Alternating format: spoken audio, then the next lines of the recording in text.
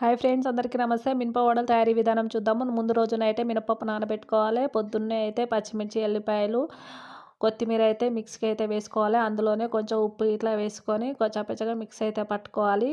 అది మిక్సీ పట్టుకున్న తర్వాత అందులోనే మనం నానబెట్టుకున్న మినపప్పు ఇట్లా వేసి మంచిగా పేస్ట్ లాగా మిక్స్కి అయితే పట్టుకోవాలి. 2 మిక్స్ అయిన తర్వాత అందులోనే సన్నగా కట్ చేసిన ఉల్లిగడ్డ వేసుకోవాలి. కొంచెం సోడా వేసుకొని మంచిగా కలుపుకొని చేతికి నీళ్ళు అద్దుకుంటూ మనం మినపవడలు రౌండ్గా వేసుకోవాలి. మంచిగా చిన్నగా పెట్టుకొని పొయ్యి అయితే మంచిగా రెడ్ కలర్ వచ్చే వరకు, మనకి ఏ కలర్ కావాలంటే ఆ కలర్ వచ్చే వరకు మంచిగా 2 సైడ్లు అయితే కాల్చుకోవాలి. మనం వడ వేసిన ప్రతిసారి వాటర్లో అయితే చేయి నానపడం వల్ల చేయికి అయితే మినపప్పు అయితే అంటుకోదు.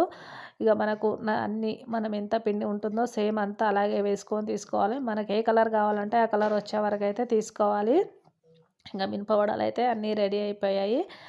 నచ్చితే కనుక లైక్ చేయండి. కొత్తగా మన ఛానల్ ఎవరైనా చూసినట్టయితే